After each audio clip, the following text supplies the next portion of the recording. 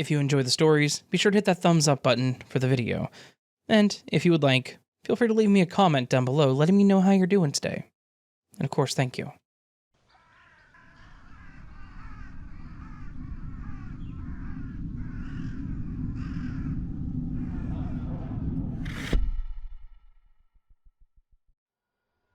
I have a fairly short story about this one pretty creepy experience that happened to me a while back.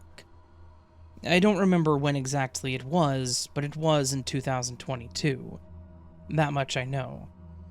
I think it was early spring, so probably March. It's not really relevant to the story though, so I won't dwell on that too much. I remember that I was having a bit of a strange day. It was one of those days where nothing felt right, and everything seemed to go wrong, but I didn't know why. It was late, and I decided to randomly try out this little diner that was in town. It was a neat little place. It had an old school vibe to it, with the retro neon signs inside on the walls, and bright red tables. It had that vibe that I really dug, and they were playing old jazzy music, so I really just wanted to chill out for a bit after a long day and enjoy my time to myself. As I was walking toward the door, this random dude pretty much popped up out of nowhere. Like, I didn't see him outside the building at all as I was approaching, and I really don't know where he was hiding. I jumped when he approached me and he apologized, seeming sincere in his apology. We both kind of chuckled, and in between him saying sorry, he started talking to me about some charity things. "I really didn't mean to scare you, miss. I'm sorry. I just wanted to talk to you really quickly about a cause that we're trying to raise money for. I'm with the local church, and we're trying to get some money together for our youth group so they can take a trip.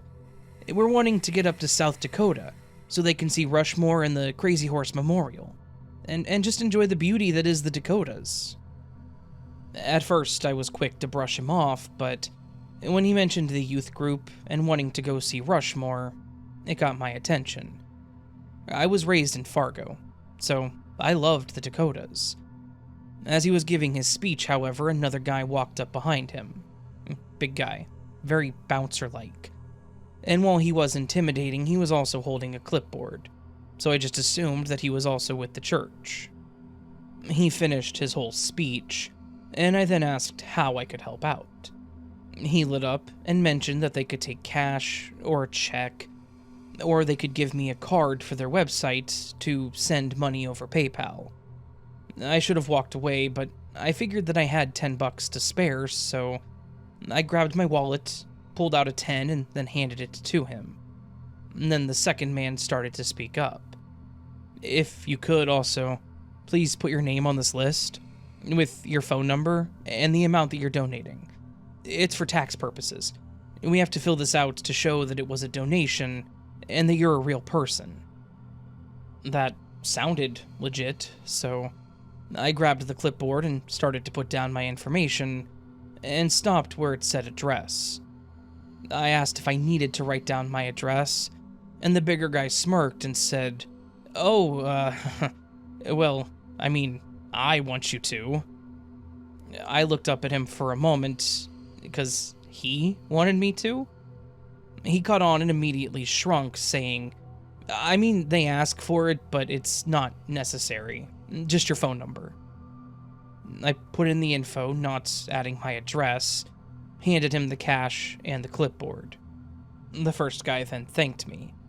I said no problem and started heading back towards the door to the restaurant. The two men started to walk away, but when I glanced back at them, the bigger guy was very clearly staring at me. Like, perv staring. I swear that he was drooling, and that's not to say that I am attractive. He was just perving out. I shook it off and walked in, grabbed a booth off to the side near the back, and I asked for some coffee. As soon as I got my coffee, my phone screen lit up with a call from an unknown number. I stared at it like, what car warranty scammer is going to be calling me at 10 o'clock at night? And I answered it. When I said hello, I could hear someone on the other end breathing, like they were walking quickly. I said hello again, and then it got freaky. I could hear myself on the other end, like I was in the background. I immediately turned around, and much to my surprise, the bigger guy was standing right behind me. He quickly took a step forward and sat across from me in my booth, just staring at me, with this creepy, cheesy grin, and then said something that I seriously didn't expect. "Hey, I wanted to keep this going. I saw the way you looked at me when you were walking away, and I know you saw me looking at you. I think that we should get to know each other better." I just stared at him for a moment. It was a bold move, and he had quite the gall to come in here and just join me uninvited, and taking my phone number from their list to call me like that, though thinking back, that may have been a bit of a power move to show that he had my information. Good thing I didn't put my address, huh?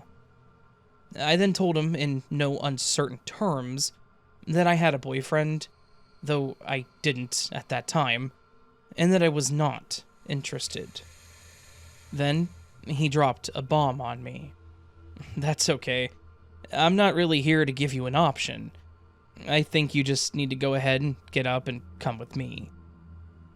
I know that my nonverbals were showing as I gave him an ugly sneer like, "You're joking, right?" He just gave me this really creepy smile, this really, really terrifying grin, and said, "Get up, come with me, and I won't have to hurt you." At this point, I thought it was over. I was about to get abducted, and my options were to scream and cause a scene and risk this turning into a bigger thing than it was, which was absolutely the direction I was going, despite not knowing what he was planning or capable of, or go with him. Thankfully, I didn't have to do either.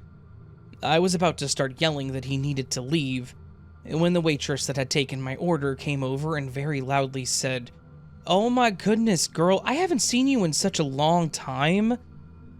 I jumped and looked over at her. The man in the booth with me did the same. She continued, "We were all talking about you the other day, talking about how it's been so quiet since you left us. Bob, the manager, was just talking about how much he missed you this morning. He's in the back. Come on, I know he wants to see you. Come with me." She immediately put her arm around my shoulder and pulled me out of the booth, just keeping her eyes on mine the entire time she pulled me away from the booth. I will say that I was obviously very confused, and still rather jumpy, but she took me to the back and into the little office where the manager was sitting. When she got me to the office, the manager stood up and asked me if I was okay. I nodded and asked what was going on. He mentioned that he'd been watching the guys out front all night, and that he had a bad feeling about them because they had only been approaching women, and seemingly only women, at the door pretty much all night. When he confronted them earlier, they told him what it was for. They showed him credentials and proof for the fundraiser, but he still thought that it was a bit weird that they were collecting money so late at night. He told them that they could do what they did, but if a single person complained, they would be immediately asked to leave. Then, when I went through, he said that he saw the second guy, the bigger guy that followed me into the diner, watching off to the side before he walked up.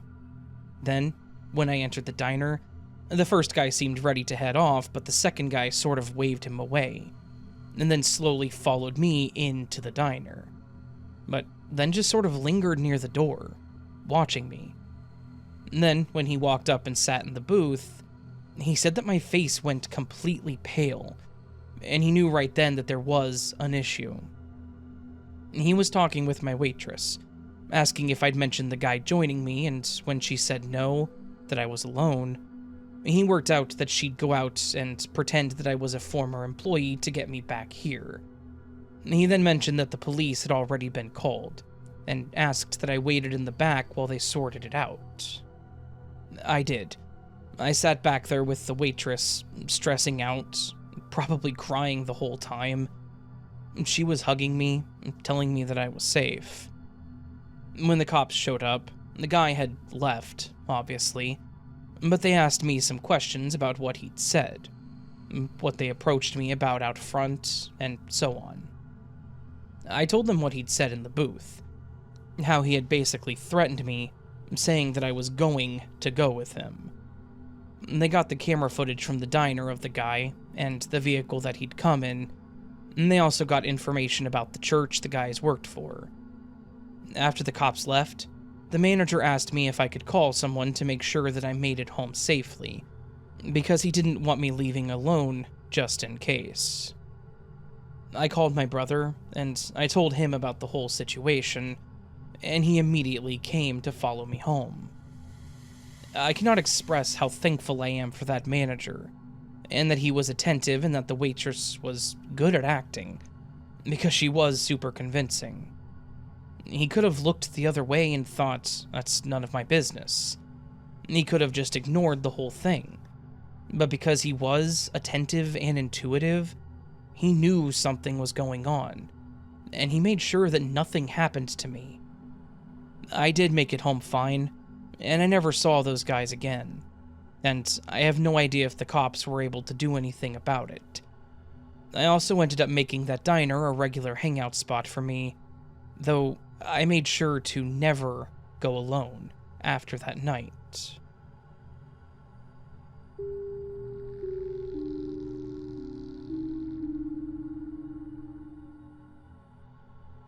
Working as a bartender at a small chain bar and grill has given me my fair share of stories. Ones that I will most likely send in to you one day, but I have one that I feel is worth sharing because of, well, everything about it. I've seen just about every type of person walk through the door, but literally none of them made as much of a mark on my memory as Eric. Eric was the new guy, just starting off as a bartender after having worked at Starbucks for a couple of years. This was his second shift at the restaurant, and my first shift working with him. From the get-go, something about him felt a bit off. He was quiet, sure, but it was more than that.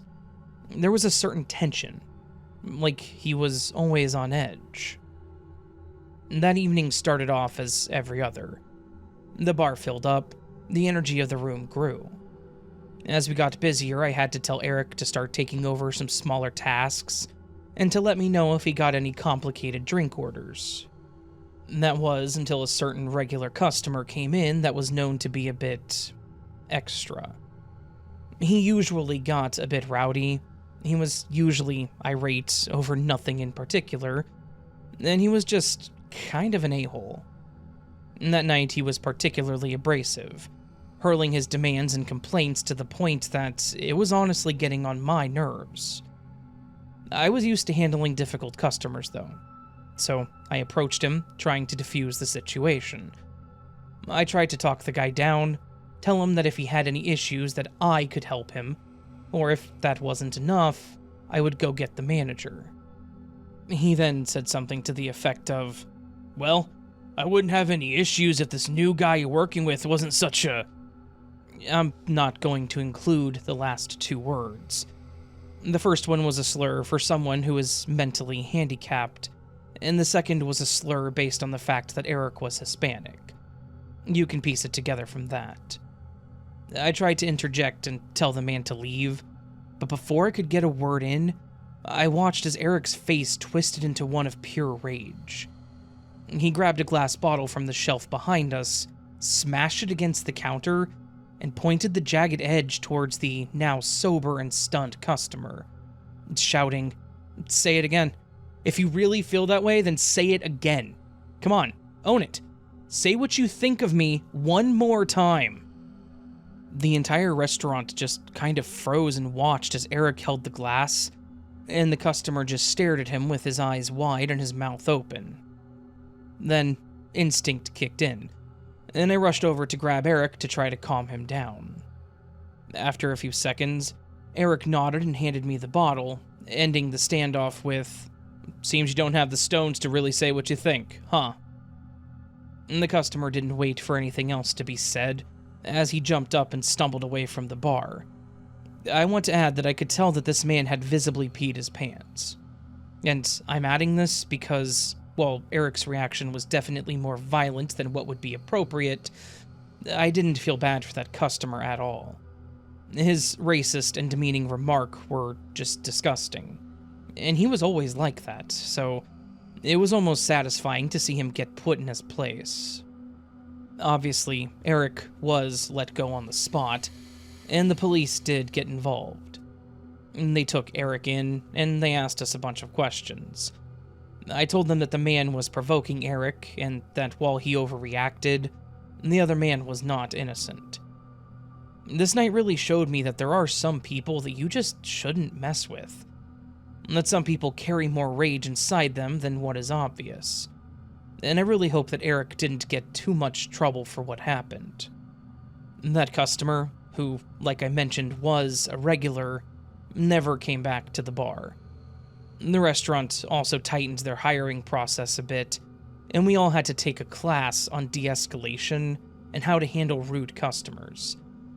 But the manager also implemented a zero-tolerance rule. If a customer then said anything disparaging like that, we were told to get the manager, and that they would then kick them out on the spot.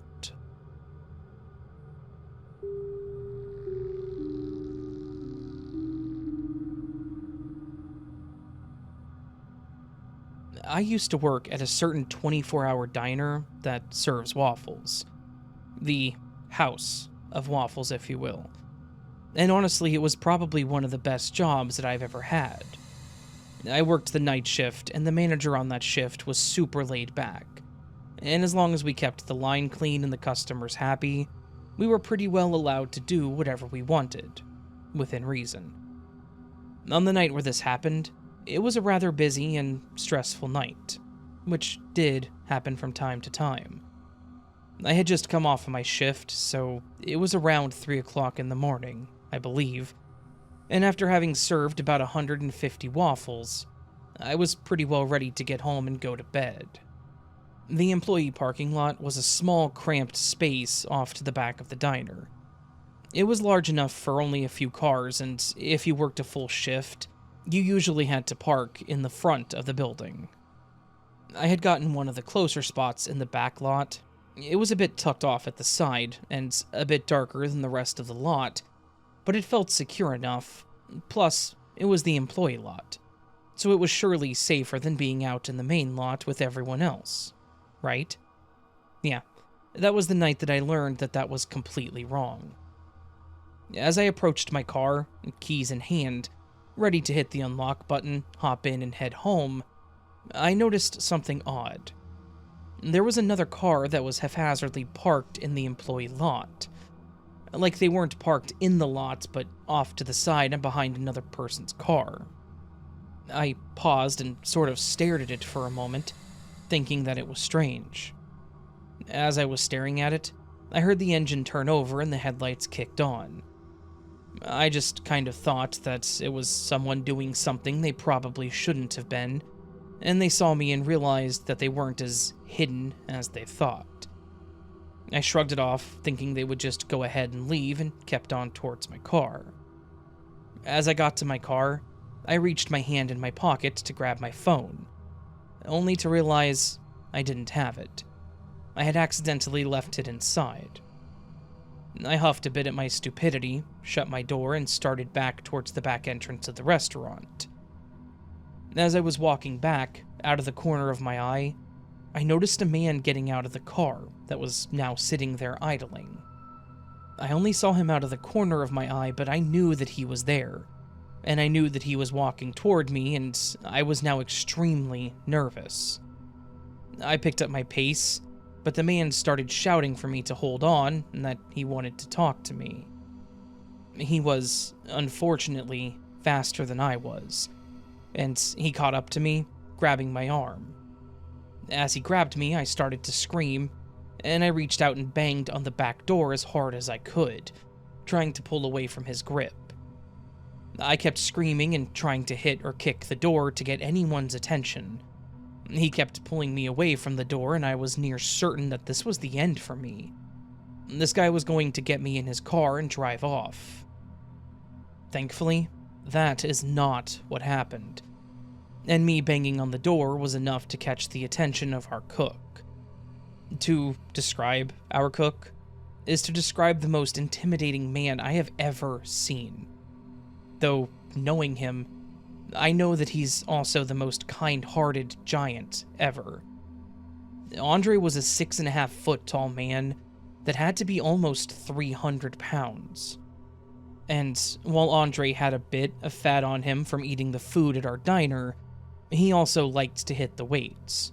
And under that slight chubbiness, there was a ton of muscle. So when he threw the door open and was holding a hammer and came out shouting at the man that had a hold of me, we both jumped. The man took one look at Andre, let me go, and made a mad dash back toward his car. Andre took off toward the car as the guy started to reverse out as fast as he could. I then witnessed what was probably the most terrifying thing I have ever seen. I watched as Andre pulled his arm back and threw the hammer at the windshield, and I swear that hammer went through the damn glass and hit the guy in the face. It definitely broke the windshield, and I'm pretty sure it went all the way through, so he now had a massive crushed spot in the front of his car. The guy gunned it and took off out of the parking lot, leaving me standing there behind Andre, who I now considered my savior. He asked me if I was okay, took me back inside, and we contacted the police. This was the day that we all learned that the cameras in the back lot, the employee lot, didn't actually work. They had apparently stopped working at some point in the last year or two, and the owner never bothered to get them fixed. He did after this, but it was too little too late. I was given a few days off after this, and when I came back, I was told to park in the closest spot, and the manager implemented a new rule that no one was allowed to walk to their cars alone. Someone had to, at the very least, be at the door and watch them get into their car at the end of the shift. I don't work there anymore. Andre does, and he's officially my best friend at this point because that man most likely saved my life. And watching him throw a claw hammer through a windshield was something else. I have no idea if they caught the guy, but I never heard from them. If nothing else, hopefully Andre scared the hell out of him, and hopefully he learned his lesson.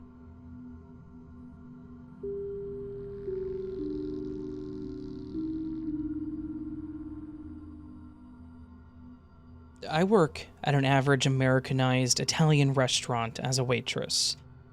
It isn't the most popular place in town, but it certainly isn't the worst place either. Before you ask, no, it is not Olive Garden. Sometimes we'll put discounts out online, or in the paper, so people can come in and get the food cheaper. This is relevant to part of the issue that we had with them. We tend to get a lot of suburban moms and their kids, especially at lunchtime. We didn't have any more tables other than one that was reserved, and a woman came in with her 3 children. They all had to be under 10 years old. She argued with the hostess, but this isn't exactly unusual. I don't really know what happened because I'm not the hostess, and I was just focusing on my job. One of my tables left, and then she was seated in my section. When I walked over, said hello, and asked if she was ready to order, she looked at me as though I was dirt under her shoe. People aren't always polite to waitstaff, so I ignored it and kept going. I had a feeling that I wasn't going to get much of a tip. Her and her kids ordered their meals. I put the order in and brought them their drinks. She didn't look up from her phone to say thank you, but her kids did. Again, not exactly uncommon.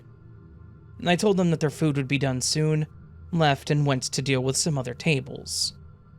I didn't see what happened as I was in the kitchen getting plates for another table when I heard loud screaming coming from inside. I saw her standing up and yelling at another woman. Both of them were screaming at the top of their lungs, pushing each other, and then they had some sort of awkward slap fight. Outside of a workplace, it almost would have been funny. But their kids nearly got hit in the process.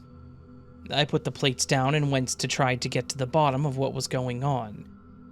Something about accidentally hitting each other with their chair, I guess? Rather than apologizing, the two women decided to make a scene. One threatened us by saying she was going to tell her husband, who was a judge, and the other was threatening to sue us. Neither of them listened when I asked them to stop. My manager, who is pretty cool, came over and told them that they were embarrassing themselves. They argued with her for a while before the other customers started to get incredibly angry about having their meals disturbed. They started telling the two women to shut up, and it broke into the two women just paying and then leaving. All of their kids looked so damn embarrassed by how their parents were behaving. But this isn't the end of it. I don't know who did it, but they started flooding all of our social media with bad reviews from fake accounts, saying the food was terrible and that the staff was even worse. Okay, fair enough. Wait it out and it'll fade. But we would then start getting fake bookings that started to negatively impact the business itself, so we had to change the system. We guessed it was one of the two because there hadn't been any other issues before. These things were both pretty tame compared to what happened next. I got a text from my manager asking me to come in a little early, and when I came in, there was paint all over the windows. The plants outside had been smashed and broken, and finally we had some camera footage to let us know who it was. And you guessed it, one of the Karens came back to get back at us. We finally had proof, so the staff had to clean up her mess, and the owners made a report to the police. She was charged for it. We then started to receive angry phone calls about trying to ruin the life of a mother. The husband finally came in, paid us off, apologized for her behavior, and the charges were dropped. We still randomly get the negative reviews. I'll never come here ever again, this is a terrible restaurant, blah blah. I came to work one day, and sure enough, the non-vandalizing Karen was seated at a table with the menu, and was super quiet in comparison to how she was. So much for her ranting comment. She was served, she paid quietly, and left with no drama. Overall, it was pretty anticlimactic, until we realized that she tried lying by saying the staff was treating her unfairly and even threatened her. The manager told her that, after everything, she was lucky she was even permitted inside the store, and she told us that she would be coming back. So, yeah, that's my encounter with two Karens. Oh, and if she does come back and causes any trouble at all, I'll send that story in. Thanks, Raven. You have an awesome channel. Thank you.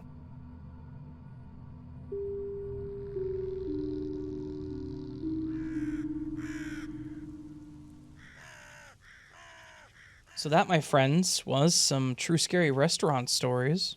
Scary stories at restaurants that are much more terrifying than the possibility of your order being incorrect. Yeah.